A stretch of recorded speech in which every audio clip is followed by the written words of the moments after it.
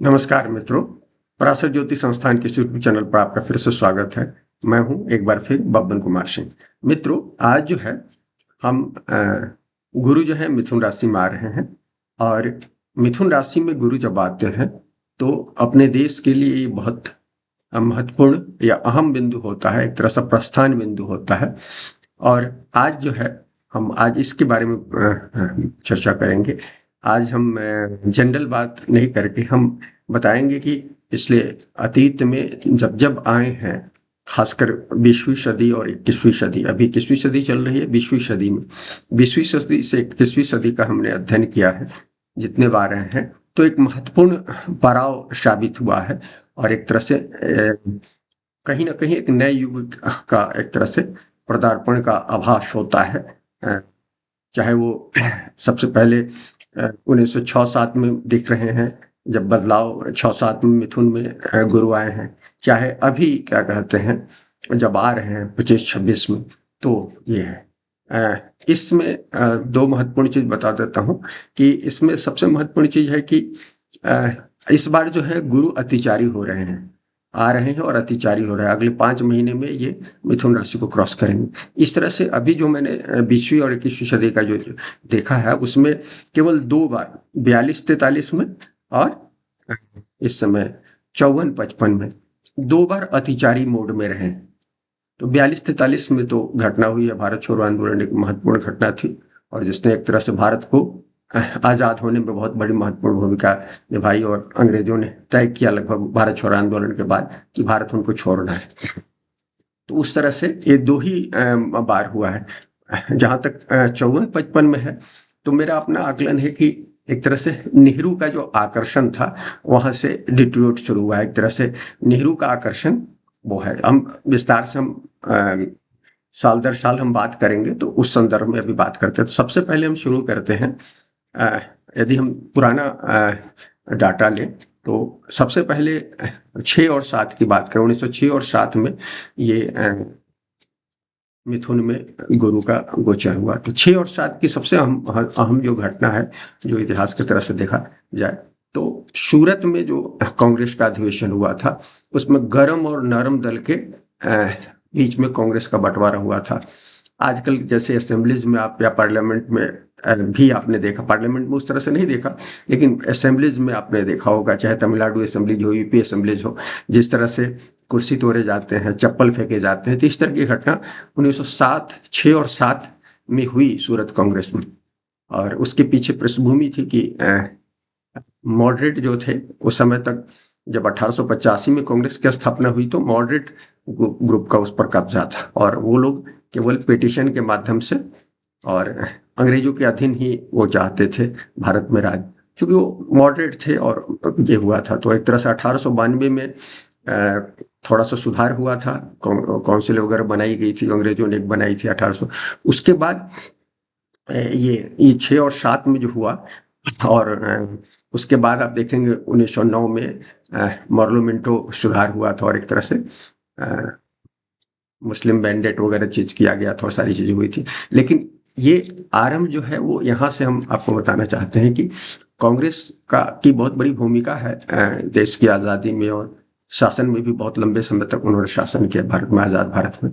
तो बताना चाहता हूँ कि 7 में वो जो हुआ वहां से एक तरह से मॉडरेट का अंत हो गया, मॉडरेशन जो मॉडरेट कांग्रेस थी वो खत्म हो गया और कहीं ना कहीं गरम दल के प्रभाव में आना शुरू हुआ। और एक तरह से गांधी का पदार्पण जो है उसके बाद हुआ। गोखले ने गांधी को आगे बढ़ाया, क्योंकि वो तिलक जो है हार्डलाइनर थे और एक तरह से तिलक को साइडलाइन करने के लिए सूरत में रखा गया था, क्योंकि सूरत जो है उनका बर्थ प्लेस तिलक का था या सौरा उनका क्षेत्र था। और इसलिए क्या कहलाता है, वहाँ कोई भी जहाँ बर्थ प्लेस या जो भी इम्पोर्टेंट राज्य होता था उस राज्य में आपका यदि बर्थ है तो आप प्रिजाइड नहीं कर सकते, अध्यक्षता वगैरह नहीं कर सकते। तो अलग थलग करने के लिए गोखले ने वो राजनीति चली थी और जिसका बाद में मारपीट तक की नौबत आई, कुर्सी फेंकी गई, चप्पलें फेंकी गई। तो वो एक महत्वपूर्ण घटना हुआ था और एक तरह से कांग्रेस में वो दौर एक मॉडरेट का खत्म हुआ हालांकि। और वो धीरे धीरे करके हम आप देखते हैं कि 1920 में जब अध्यक्ष बने, क्या कहते हैं, महात्मा गांधी, तो उसी आसपास में तिलक का की मृत्यु भी हुई है। तो एक तरह से तिलक न, हालांकि तिलक के हाथ में नहीं आया, हार्डलाइनर थे, लेकिन वो एक दूसरे महात्मा गांधी के हाथ में आया जिनके लग्न में मंगल बैठा, हालांकि शुक्र वगैरह के साथ है, बुध शुक्र के साथ है, तो वो मॉडरेट दिखते थे लेकिन मॉडरेट नहीं, वॉज नॉट मॉडरेट। कांग्रेस में एक नई युग का आरंभ हुआ 1907 के बाद। सूरत कांग्रेस में जो विभाजन हुआ, एक तरह से नई आरंभ हुआ, तो एक नए बदलाव को आगाज करता है, कहलाता है। 6 और 7 में जो मिथुन में आया, इसको मैं इंडिकेट करना चाहता हूँ। दूसरा जो है 18 और 19 में, 1900 इसके बाद 6 और 7 के बाद गुरु जो है मिथुन में आए 18 और 19 में। 18-19 की जो एक सबसे महत्वपूर्ण घटना है, हम राजनीतिक संदर्भ और जिसका राजनीति का कहीं ना कहीं सोशल इकोनॉमिक पैरामीटर पर बहुत प्रभाव पड़ता है, इसलिए हम राजनीति की केवल बात कर रहे हैं। यदि सोशल इकोनॉमिक पैरामीटर की बात करें तो उससे भी हम बहुत सारी बातें कर सकते हैं, लेकिन 18-19 में सबसे महत्वपूर्ण चीज बता देना चाहता हूँ कि 1918 के में सेकेंड राउंड में, फर्स्ट और सेकेंड राउंड में स्पेनिश फ्लू का आक्रमण हुआ था, जिसमें भारत की 1/6 आबादी, 1/5 या 1/6 आबादी समाप्त हो गई थी। तो ये बहुत बड़ा था। स्पेनिश फ्लू जैसे अभी कोविड हुआ है, उस तरह से 1918 और 19 के बीच में वो था। तो मुंबई के एयरपोर्ट से शुरू हुआ और संयुक्त प्रांत वगैरह तक सब पहुंच गया था, तो उसमें बहुत सारे लोग, संयुक्त प्रांत के लोग भी बहुत मरे थे उसमें। तो ये की महत्वपूर्ण घटना ही थी कि मतलब मिथुन में आने का एक इंडिकेशन यही है, कहीं ना कहीं महारोग या महाबीमारी वगैरह की भी संभावना हो सकती है। लेकिन मैं फिर राजनीतिक संदर्भ की बात करूंगा कि 18 और 19 में जो महत्वपूर्ण चीज है कि एक तरह से कांग्रेस में महात्मा गांधी, जो हमने कहा कि महात्मा गांधी वहां दिखता नहीं है 14 में, माने पीछे से उनको ट्रेंड कर रहे थे, तिलक के खिलाफ उनको ट्रेंड कर रहे थे मॉडरेटर गोखले जी। तो गांधी जो है दक्षिण अफ्रीका से आकर 14-13 में उन्होंने भ्रमण किया भारत में, फिर क्या कहलाता 17 में उन्होंने आंदोलन शुरू किया चंपारण का। तो आप ये देखिए कि 18-19 में वो चीजें हैं, आप देखिएगा कि गांधी का युग शुरू होता है एक तरह से, जो पूरी तरह से आ जाता है और वो युग खत्म हो जाता है पूरी तरह से। मॉडरेट और पुराने जो थे सब लोग खत्म हो जाते हैं। कांग्रेस एक नए युग में आरंभ होता है, जहां से आजादी की वास्तविक लड़ाई, जिसको कह सकते हैं कन्फ्रंट करने की लड़ाई शुरू होती है, वो चीज है। और उसी समय आप देखिएगा कि एक सुधार भी होता है, कॉन्स्टिट्यूशनल सुधार होता है, जो 1909 में जो सुधार हुआ, तो उसके बाद सेकेंडरी सुधार ये इसी पीरियड में होता है जब बुध में गुरु थे, ये मिथुन में गुरु थे, तब चेम्सफोर्ड सुधार कहते हैं, 1919 का एक्ट कहते हैं, जिसमें बहुत सारे क्या कहलाता अधिकार दिए गए मुंबई में और कई प्रोविंसेस में भारतीयों को शामिल किया। अम्बेडकर को उसी तहत क्या कहलाता है 1920 में मुंबई प्रांत में क्या कहलाता है उनको काउंसिलर बनाया गया था, गवर्नर की काउंसिल में। तो एक बहुत बड़ा सुधार आप देखिएगा। और कांग्रेस जो है पार्टी, जो महत्वपूर्ण जो आजादी की लड़ाई लड़ रही थी, उसमें एक निर्णायक नेतृत्व आ गया, एक तरह से कह सकते हैं। तो ये चीजें क्या कहलाता है कि महत्वपूर्ण चीज है। मैं एक नए युग का आरंभ हो गया 1919 में। और इसके बाद जो है मिथुन में आए हैं 30 और 31 में, 1930 और 31 में गोचर हुआ है मिथुन में गुरु का। और आपको पता है कि गांधी का जो पहला आंदोलन हुआ था वही 1919 का आंदोलन, लेकिन 1920 का आंदोलन हुआ था वो गांधी का, इसलिए मैंने गांधी का युग कहा। गांधी का दूसरा महत्वपूर्ण आंदोलन क्या कहलाता है, सविनय अवज्ञा आंदोलन, वो जिसने बहुत महत्वपूर्ण क्या कहलाता भूमिका बनाई एक तरह से भारत को से अंग्रेजों को भगाने में, एक तरह से या छोड़ने के लिए, जो एक तरह से सिविल डिसोबीडियंस कहते हैं, सविनय अवज्ञा आंदोलन, जिसमें हम कानून जो है उस कानून को तोड़ कर क्या कहते हैं हम करेंगे। तो ये चीजें आप देखते हैं, गांधी का एक दूसरा आंदोलन, महत्वपूर्ण आंदोलन ये हुआ है इस समय में। और इसके साथ कहीं ना कहीं एक महत्वपूर्ण बदलाव है। गांधी के 3 आंदोलन महत्वपूर्ण आंदोलन है, 1919-20 वाला, और क्या कहते हैं 1930-31 वाला आंदोलन, जिसमें नमक छोड़ आंदोलन जिसको कहते हैं, खेरा में जो हुआ था, और जिसे मैंने सिविल डिसोबीडियंस आंदोलन कहा। और इसके बाद फिर जब मिथुन में आते हैं 1942 और 43 के बीच में, तो आपको क्या कहते हैं भारत छोड़ आंदोलन। एक तरह से गांधी ने जो हिंसा को त्याग दिया था, इसमें हिंसक चीजें भी हुई। गांधी ने 1930 और 31 का आंदोलन 1919-20 का आंदोलन इस आधार पर ये किया था कि हिंसा उसमें घुस गई थी। लेकिन 1942 में गांधी ने हिंसा के घुसने के बावजूद क्या कहते हैं इस आंदोलन को बंद नहीं किया और इसके का प्रभाव बहुत बड़ा। जयप्रकाश जैसे लोग बहुत बड़े आंदोलनकारी साबित हुए, उस समय जेल से भागे थे, हजारीबाग जेल वगैरह से। तो इन लोगों ने कहीं जो बाद में समाजवादी कांग्रेस के समाजवादी विचारधारा के लोग नेतृत्व किया, उन लोगों ने वो गांधी के वो दौर था 1942 का। एक तरह से गांधी 1942 में चूकते हुए नजर आते हैं। अपनी जो उनकी नीतियां थी 1920 से लेकर क्या कहलाता है, और एक तरह से 42 का आंदोलन कांग्रेस में भी परिवर्तन का आंदोलन कह सकते हैं। 1942 के आंदोलन के बाद एक तरह से सत्ता जो है 1930 से शुरू हुई थी। जवाहरलाल नेहरू की कांग्रेस की अध्यक्षता जो कराची में शुरू की थी, और एक तरह से 42 के आंदोलन के बाद नेहरू जो है पर्दे पर क्लियर कट आना शुरू हो जाते हैं और एक तरह से तय हो जाता है कि वो प्रीमियम बनेंगे। 1946 में वो प्रीमियम बनते हैं। तो ये स्टार्टिंग कह सकते हैं भारत छोड़ो आंदोलन के समय में। तो गांधी के हाथ से कांग्रेस का बागडोर एक तरह से नेहरू के युग में जा रहा था।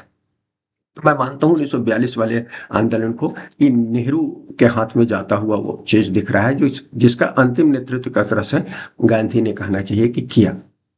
तो ये एक महत्वपूर्ण है 1942 का। तो हमने बताया कि एक महत्वपूर्ण है भारतीय संदर्भ में राजनीति कैसे बदल रही थी, इस चीज को आप संदर्भ समझ सकते हैं।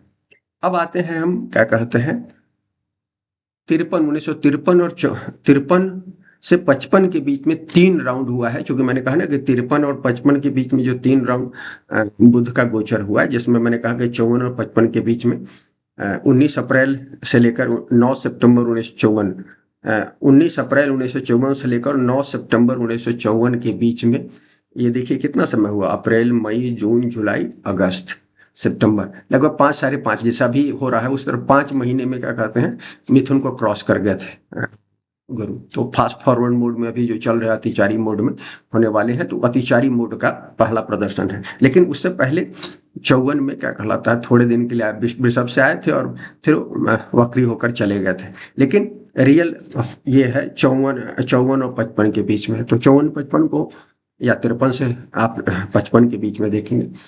ये जो दौर है एक तरह से नेहरू युग का जो था उसका प्रभाव घटने का है। देखिए 1950 में पटेल के मरने के बाद गांधी 1948 में गुजर गए और 50 में पटेल गुजर गए। तो उसके बाद एक तरह से कांग्रेस पर कंट्रोल पूरी तरह से नेहरू का हो गया। और हमने देखा है किसी भी चाहे परिवार में हो चाहे देश के लेवल पर, जब पर्सनालिटी को बैलेंस करने वाली पावर जो है बैलेंस करने वाली जो पावर होता है वो जब समाप्त हो जाता है तो एक छत्र जब राज आता है तो आदमी गलती करना शुरू होता है। तो आप नेहरू का जो आप देखिएगा इसके बाद ढेर सारी गलतियां आपको 55 के बाद, मैं जनरली कहता हूं कि कायदे से नेहरू को 55 के बाद प्रधानमंत्री पद छोड़ देना चाहिए था। ये एक आइडियलिस्टिक बातें हैं जो होता नहीं है राजनीति में, लेकिन हम एक बात कहते हैं। तो वो समय नेहरू का समाप्त हो रहा था। तो जो मैंने कहा कि एक तरह से 42 में एक तरह से नेहरू का आगमन एक तरह से शुरू हो गया है भारत छोड़ो आंदोलन के बाद। क्योंकि जो लोग भी नए लोग आए वो सब नेहरू के प्रभाव में, चाहे जयप्रकाश हो, चाहे 1930-35 के आसपास में जो आए थे क्या कहते हैं समाजवादी के बड़े समाजवादी नाम में बोल रहा हूँ, तो सब लोग क्या कहलाता है नेहरू के इर्द गिर्द इकट्ठे होने लगे थे। जिसको एक तरह से नेहरू को गांधी नहीं बनाया था, लेकिन गांधी के हाथ से बागडोर निकल रही थी 42। तो वो नेहरू का युग मैं एक तरह से 42 के बाद मानता हूँ। 55 में उनका खत्म, हालांकि वो 64 में गए, मई 64 में गए, उनका राज रहा। लेकिन वो एक बदलाव का मोड़ है, उसके बाद एक नया समीकरण शुरू होता है। तो वो एक चीज मैं कहना चाहता हूँ 54-55 में। और दूसरा चीज उस दौर में आप देखिए राजनीति बड़ी करवट ले रही थी। भाषा आंदोलन चल रहे थे भारत में, और भाषावार जो 56 में जाकर क्या कहलाता है राज्य बने, चाहे महाराष्ट्र बना, चाहे उधर केरल बना, चाहे क्या कहलाता पंजाब तो बाद में बना है, और भी कई राज्य बने।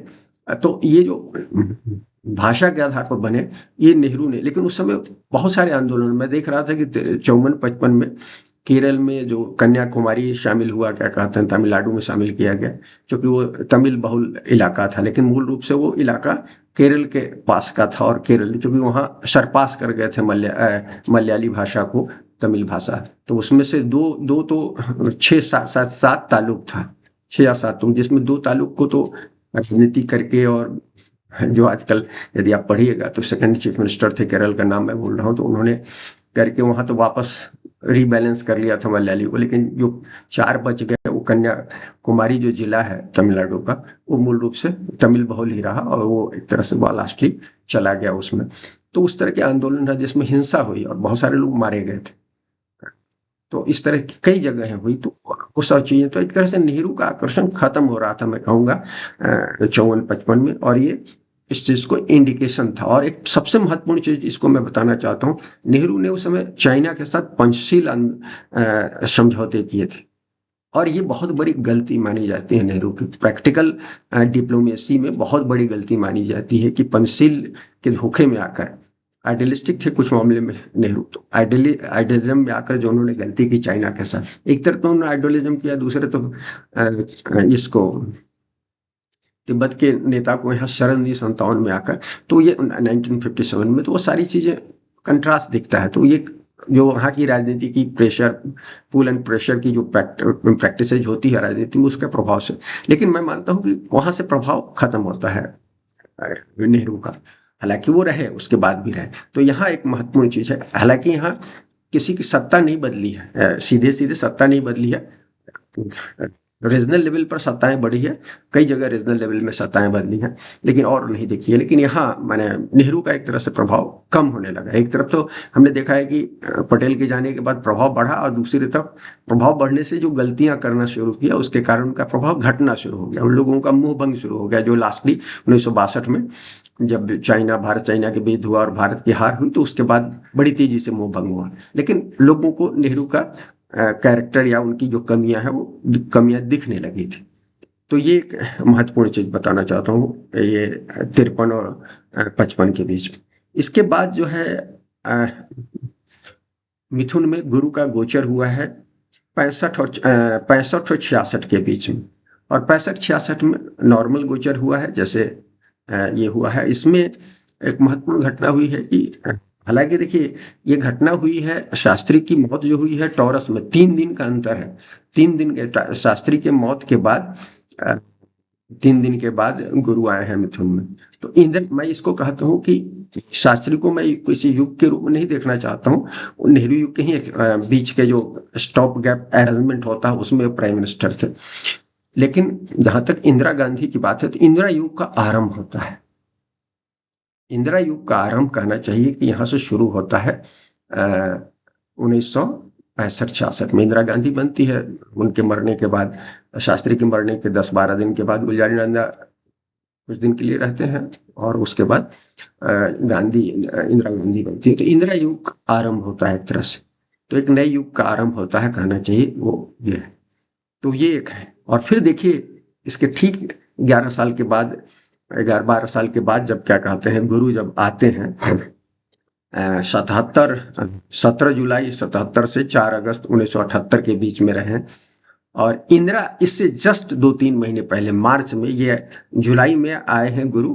और इंदिरा युग का मैं मानता हूं कि इंदिरा युग का एक तरह से अंत जो है, इंदिरा एक्सटेंशन में 80 में आई दोबारा, जो 3-4 साल रही, वो एक्सटेंशन था इंदिरा गांधी का, मैं मानता हूं। तो उस रूप से देखिएगा तो इंदिरा गांधी का युग एक तरह से खत्म होता है इसके आने से 3-4 महीने पहले, क्योंकि इलेक्शन, केन राव साहब उसको कहते हैं टॉरस में ही देखते हैं, सही बात है, टॉरस में ही वो गई है, चुनाव जो हुआ है टॉरस में हुआ, वो इलेक्शन, और इसलिए टॉरस को इंपॉर्टेंट मानते हैं। केन राव साहब का अपना रिसर्च है, उसमें टॉरस को सबसे ज्यादा इंपॉर्टेंस देते हैं कि टॉरस जो है इलेक्शन के माध्यम से क्या कहलाता है, बहुत बार बदलाव हुआ है।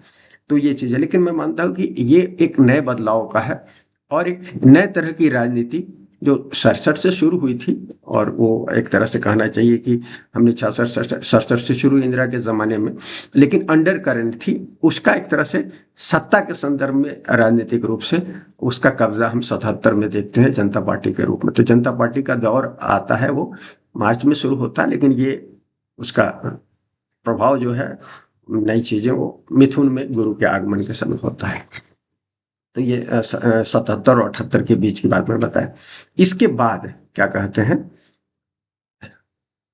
मिथुन में आते हैं गुरु 1 जुलाई 1989 से 20 जुलाई 1990 के बीच में रहते हैं, और ये राजीव गांधी इसमें क्या कहते हैं राजीव गांधी का क्या कहलाता है, एक तरह से खत्म होता है युग। राजीव गांधी का युग एक तरह से आप समझिए कि 80 में संजय गांधी की मौत के बाद राजीव गांधी आ गए हैं राजनीति में, कुछ दिनों के बाद ही, 2-4 महीने के बाद। तो राजीव गांधी का युग कह सकते हैं, लेकिन राजीव नहीं आए थे तो राजीव गांधी का युग लेकिन आरंभ होता है। मुझे याद है मैं छात्र था और 83 या 84 में मैं दरभंगा में था, बिहार के दरभंगा में। मैं ये वहाँ राजीव गांधी आए थे, उस समय में उनसे मिल था, स्टेज पर जाकर मिला भी, तो मुझे याद है। तो राजीव का जो व्यक्तित्व था वो सारी चीजें, तो राजीव गांधी का युग था। वो युग खत्म होता है जब आते हैं 89 और 90 के बीच में। इसी में बीपी सिंह बनते हैं और क्या कहते हैं, बीपी सिंह का कार्यकाल है इस दौर में, क्या कहते हैं। और बीपी सिंह का कार्यकाल भी कर्क में गुरु जब जाते हैं तो खत्म हो जाता है, क्योंकि 1 ही साल के आसपास, 1 साल से कम ही बीपी सिंह रहे, उसके बाद चंद्रशेखर बने। तो स्टॉप गैज अरेंजमेंट में मैं वो सबको मानता हूँ। तो राहुल गांधी, सॉरी, राजीव गांधी का युग का अंत है, तो और नए युग के तरफ चीजें है जा रही थी। इसमें एक नया उदारवाद, जिसमें नरसिंह राव का आप कह सकते हैं, हालांकि बहुत छोटा सा पीरियड है उनका, तो वो है। लेकिन वहां से एक तरह से कह सकते हैं कि भाजपा का या 89-90 के बाद एक तरह से नई राजनीति, धर्म की राजनीति की शुरुआत होती है और एक तरह से भाजपा के आने की आहट शुरू हो जाती है। और 92 में आपको पता है कि बाबरी मस्जिद ढाई गई और उसके बाद वो क्लियरिटी से दिखता है। लेकिन वो राजीव गांधी के अंत के साथ ही होता है। मामला साहबानो ले लीजिए, कुछ भी ले लीजिए, लेकिन एक तरह से सही ढंग से यदि आप कहिए तो राजीव गांधी के अंत के बाद बीजेपी के प्रभाव में, चूंकि 89 के इलेक्शन में भी वो ठीक ठाक उनकी सीटें थी, 90 के आसपास आ गए थे। कहाँ 84 में 2 सीटें थी, वहां पार्लियामेंट में आ गई थी। तो भाजपा के आने की आहट दिख रही थी। तो आप ये बात देखिए, तो और भाजपा आई भी इसी पीरियड में, जब आप ये कीजिएगा तो यहाँ मैं मानता हूँ कि 89-90 राजीव गांधी का युग खत्म है और यहाँ भाजपा के आने की आहट कहना चाहिए। ये पूरा पीरियड जो है थोड़ा उथल पुथल का ज्यादा समय है, तो वो चीजें हैं। अब इसके बाद जो है आता है पीरियड, क्या कहते हैं, और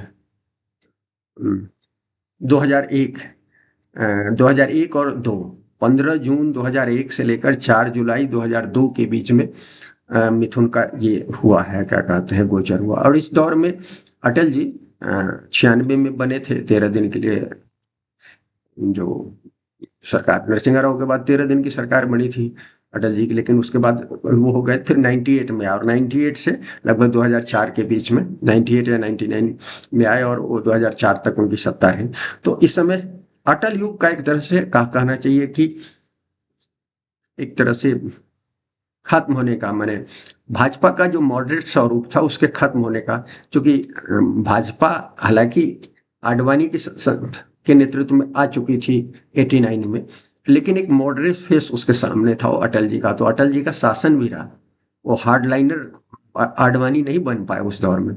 लेकिन 2002, 1 और 2 के बीच जो सबसे बड़ी महत्वपूर्ण घटना है यदि राजनीति में देखिए, वो मोदी का पदार्पण है। जो वर्तमान प्रधानमंत्री है, मोदी का पदार्पण। मैं मानता हूं कि 2001 और 2 है जो ये है मोदी युग का आरंभ की आहट आप कह सकते हैं, या मोदी युग के आरंभ को कहिए और अटल युग के खात्मे को कहिए। मैंने भाजपा में परिवर्तन, जैसे कांग्रेस में हमने पिछले दशकों में देखा या सदी में देखा, उस तरह से 2001-2 है एक तरह से, चूंकि इसी समय बने हैं, क्या केशव भाऊ पटेल को हटा कर क्या कहते हैं बनाया गया है, 2001 में ही बनाया गया है।